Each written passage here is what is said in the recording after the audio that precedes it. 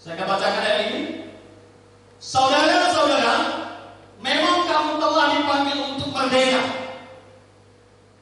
Berhenti dulu. Kita dipanggil untuk merdeka. Berarti panggilan kita itu khusus. Tidak main-main. Panggilan itu benar-benar panggilan yang luar biasa. Satu kepercayaan yang diberikan Tuhan kepada kita. Tetapi janganlah kamu mempergunakan kemerdekaan itu sebagai kesempatan untuk kehidupan dalam dosa. Ada syarat untuk dipanggil menjadi merdeka.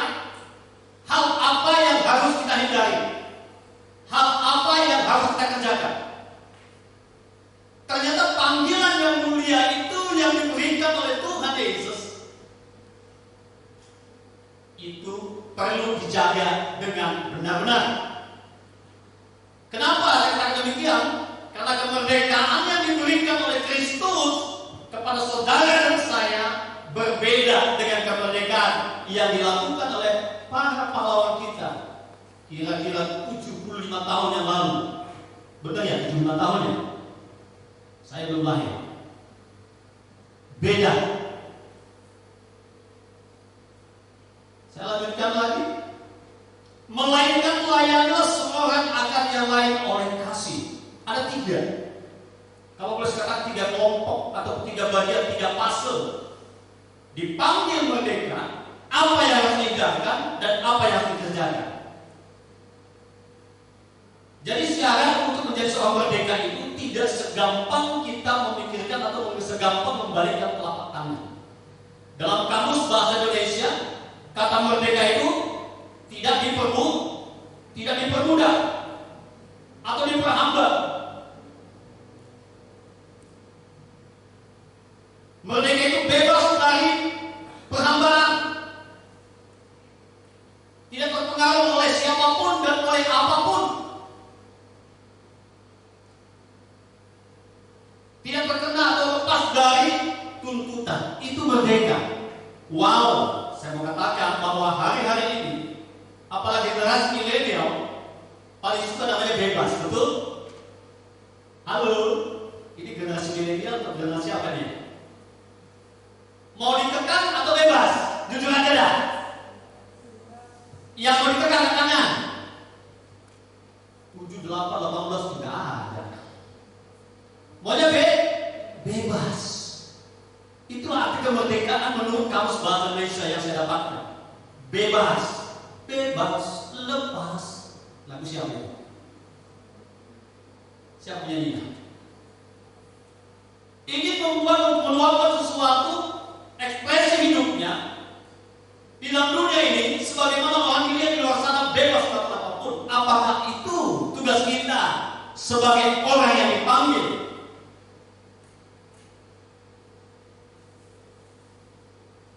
Apakah sebebas yang dikatakan kamus bahasa Indonesia ini? Itu tugas kita sebagai percaya. Saya katakan malam ini bahwa beda. Kita merdeka dalam Kristus dengan merdeka yang dianut atau dipahami oleh dunia ini sangat berbeda jauh.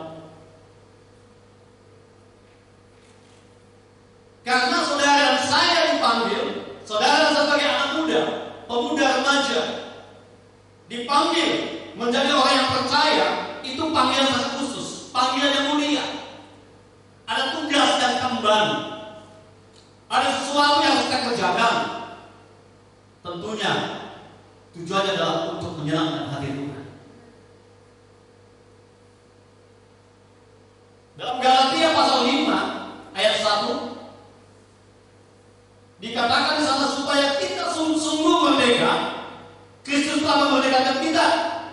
Karena itu berdirilah teguh dan jangan mau lagi dikenakan kuk perhambaan. Yes, benar.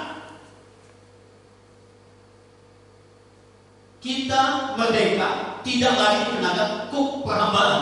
Dulu kita buat dosa. Sebelum kita ditebus oleh darah Yesus, kita itu adalah budak dosa. Kita tidak kena kebenaran, kita rasa benar itu kita lakukan, padahal itu belum tentu benar. Iya apa ya? Itu budak dosa. Tapi setelah kita dipanggil Kristus oleh darahnya di kayu salib,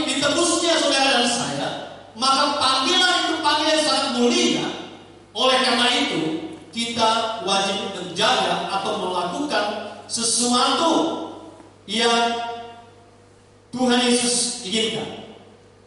Dalam Roma 6 ayat 18, kalau tadi dalam Roma 6 ayat 18, di sana dijelaskan juga bahwa kita itu adalah kamu telah dimerdekakan dari dosa dan menjadi hamba kebenaran. Sudah beda status kita. Di dalam Galatia 5:1 tadi kita dimerdekakan oleh Kristus untuk apa? Untuk dijadikan menjadi hamba kebenaran. Katakan amin. Jadi saudara dan saya dibeli, ditebus oleh darah Yesus. Dari hamba dosa, diperbudak dosa, dipindahkan menjadi hamba kebenaran. Sesuatu yang mulia dipercayakan kepada saudara-saudari di tempat ini. Itu harus kita pegang dan harus kita kerjakan. Kenapa?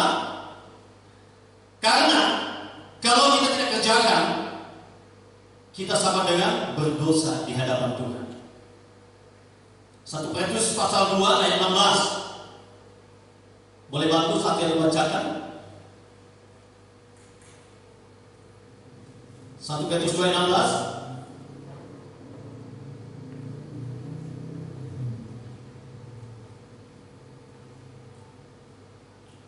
Ada yang bacakan? Kalau nggak ada, saya bacakan. 1 Petrus 2 ayat yang ke-16 dikatakan di sini.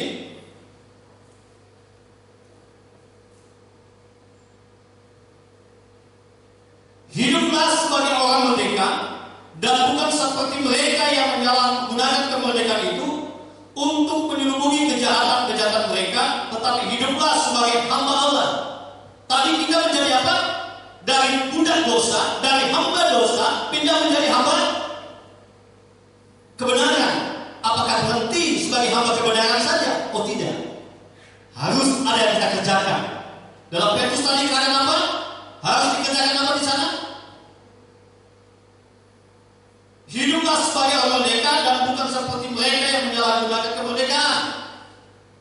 Hindari cara kita menggunakan cara-cara lama. Hindari apa yang pernah kita lakukan semenjak pada waktu kita berada di budak ataupun menjadi hamba dosa.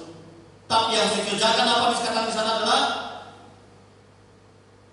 kita harus menjadi sebagai hamba Allah.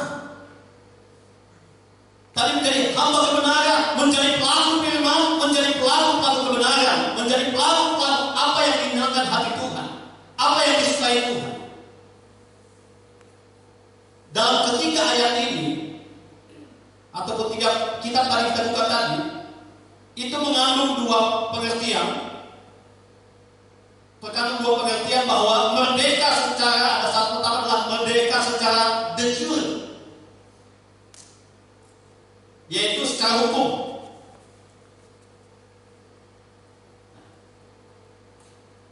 Adik-adik tahu merdeka secara de jure? Artinya secara hukum kita benar-benar sudah dimerdekakan. Amin. Apa buktinya? Nanti baca di rumah di dalam 1 Petrus pasal yang ke-1 ayat 19, bahwa kita telah ditebus oleh darah Yesus. Itu secara hukum. Firman Tuhan ini adalah fakta hukum, bahwa saudara dan saya benar-benar sudah dimerdekakan oleh darah Kristus. Itu tidak bisa diganggu-gugat. Iblis tidak bisa lagi gunakan senjatanya untuk menyerang kita secara hukum. Kenapa? Kita sudah dibayar lunas oleh darah Kristus. Kalau boleh saya umpamakan, tetapi tidak sangat jauh sekali perumpamaan itu, tidak bisa dibandingkan dengan darah Yesus. Secara fakta hukum kita melihat Indonesia sudah diakui merdeka pada tahun 1945, 17 Agustus 1945. Apakah kemerdekaan yang direbut pada tahun itu direbut dengan begitu mudah? Tentu tidak, betul? Banyak pengorbanan para pahlawan kita, tumpah darah. Nah, sekarang saudara dan saya menjadi hamba kebenaran, menjadi hamba Allah. Tidak segampang Yang kita ucapkan, oh saya hamba Tuhan. Benar gak kita hamba Tuhan? Benar gak kita hamba kebenaran? Apa fakta hukumnya? Yes, fakta hukumnya ada. Apa? Saya telah ditebus oleh darah Yesus. Ada darah Kristus tertumpah di bukit Golgota.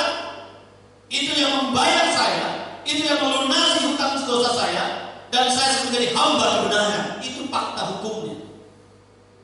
Secara detailnya, yes, ada fakta hukumnya. Bahkan di kitab Wahyu pasal 14 ayat 4 dikatakan di sana, kita ditebus oleh darah Kristus dengan darah yang mahal. Itu secara fakta hukumnya. Tapi makna kedua, secara de facto. Secara de facto itu adalah kenyataan. Benarkah kita sudah merdeka secara kenyataannya? Halo? Benarkah saudara-saudara di tempat ini, adik-adik kami di sini sudah merdeka? Amin. Apa nyatanya? Fakta, secara faktanya apa? Atau de factonya? Secara de facto kita banyak belum merdeka. Loh, kok bisa? Tadi kan katanya secara hukum juga belum merdeka. Yes, secara hukum nggak bisa diganggu-gugat oleh kuasa kegelapan, tidak bisa diganggu-gugat oleh siapa lagi, setan iblis tidak bisa diganggu-gugat karena sudah dibayar lunas oleh Kristus dengan darahnya. Tapi secara nyatanya, de facto kita masih banyak belum merdeka. Kok gitu, Pak? Kita sering menggunakan atau menjalani kehidupan kita dalam Galatia 5 ayat 19 sampai 21. Iya apa iya? Apa itu? Perbuatan daging.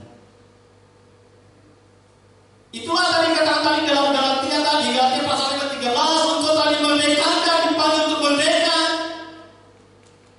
Jangan selalu menggunakan kemerdekaan itu secara fakta hukum, de facto tadi kata dia secara jujur tadi, yes kita sudah merdeka.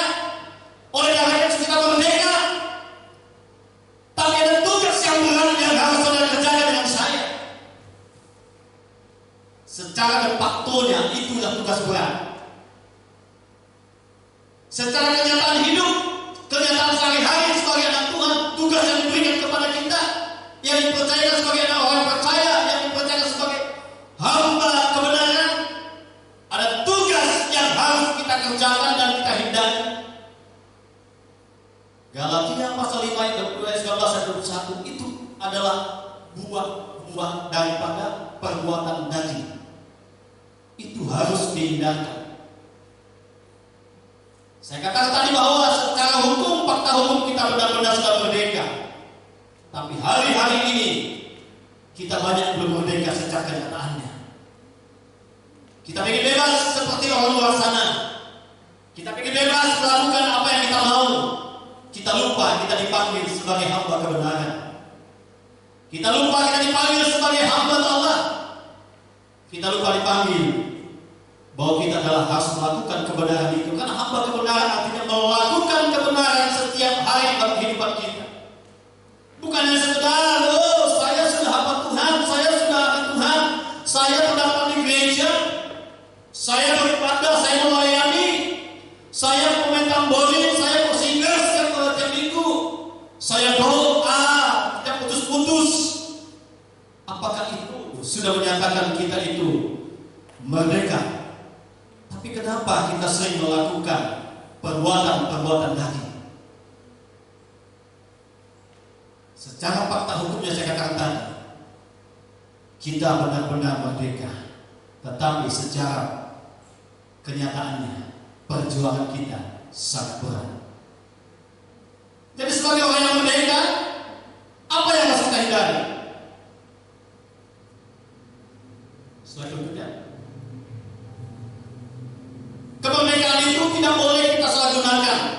Jangan sampai kita dalam kemerdekaan itu kesempatan kita melakukan dosa. Kesempatan hidup dalam daging atau kedagingan terus kita lakukan. Sebagai orang merdeka, gaya hidup ini harus kita tinggalkan. Tadi jelas dalam Galatia pasal 5 ayat 19-21, di sana adalah perbuatan daging, buah-buah daging. Rajinlah baca itu, supaya pemuda-pemudi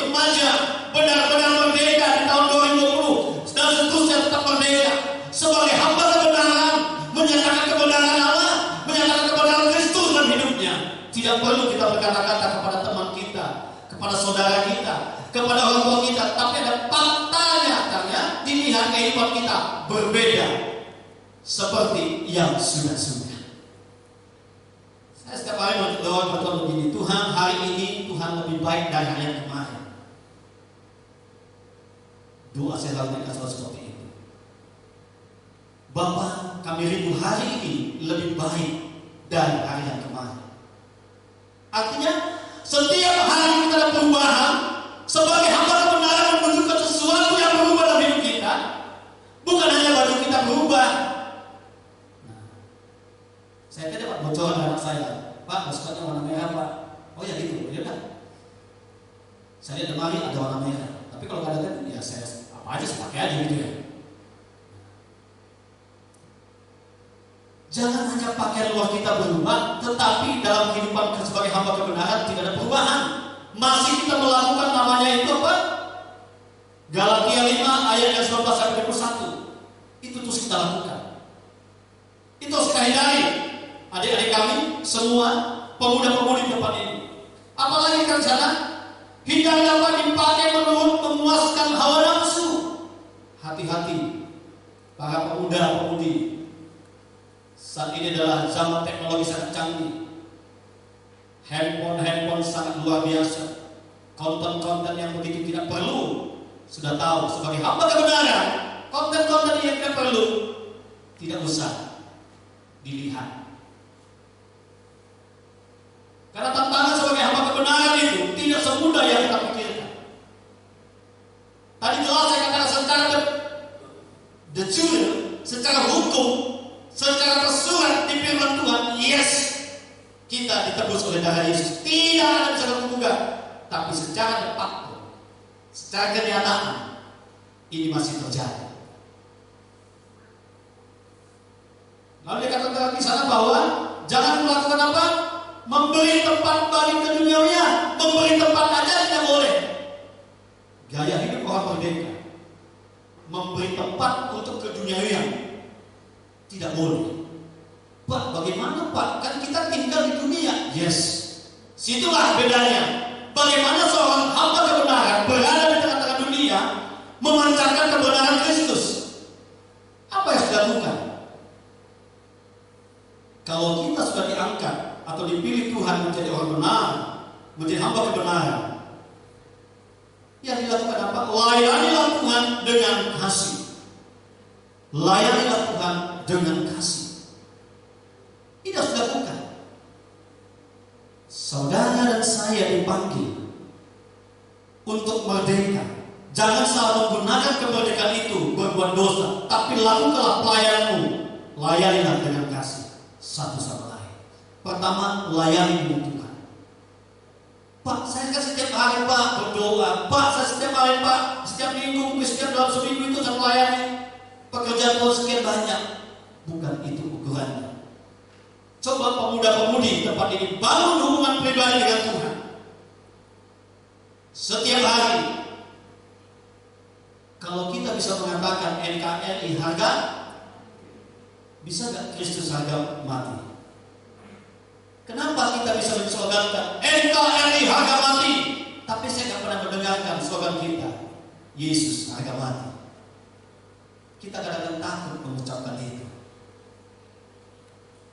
Kalau memang Yesus harga mati, arti mati hidup kita, nafas kita, setiap saat apapun yang kita kerjakan, apapun yang kita lakukan, selalu berpadanan kepada Kristus. Kenapa? Karena saya adalah hamba kebenaran. Coba colek kiri kanannya, tapi jangan colek ini aja, kolek aja, karena kami bersentuhan kan. Kamu hamba kebenaran. Lakukan kebenaran setiap hari. Jangan malu-malu menjadi orang benar. Bukan harus bawa Alkitab ya ke lingkungan, ke tetangga-tetangga sekolah kita, tapi bagaimana kita hidup dalam kebenaran itu. Bagaimana kita boleh menikmati kebenaran itu dan kita menjalankannya. Orang akan melihat, orang ini beda sikapnya, tutur katanya, attitude-nya, etikanya berbeda. Gak perlu kita mengatakan kita hamba Tuhan, orang akan merasakan beda. Sedikit cerita singkat aja saya katakan. Keberadaan kami di kota di Bogor, saya boleh katakan ya tidak begitu spektakuler, tetapi bagi saya katakan sangat luar biasa. Saya suka tanam-tanaman. Tadi saya bawa hasilnya juga keluar dan tante di rumah, di pastoral.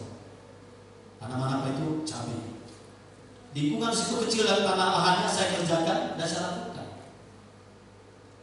Apa yang terjadi? Banyak bertanya, Pak, Bapak apa bikin pupuknya sehingga begitu bagus banget cabainya, Pak? Sementara daerah sini tanam cabai mati terus, Pak. Orang mengatakan daerah Bogor itu tanam cabai mati. Saya nggak ada pupuk, saya kata dia apa? Ya kalau dia orang Kristenanya, saya bilang dengan pupuk doa saya bilang. Nah, kalau ada selokan-selokan yang tanahnya banyak, humus, saya angkat itu saya turunkan. Artinya apa? Walaupun sedikit kita berbuat, orang melihat, kok bisa ya? Sederhana. Nah, kok bisa ya?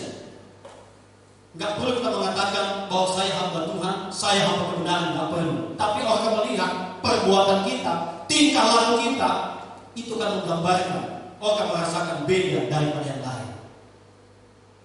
Lalu kata apa? Layanilah seorang akan yang lain. Harus saling mengasihi dan saling melayani. Ya. Karena waktunya sudah begitu mulai cepat. Ya. Slide berikutnya.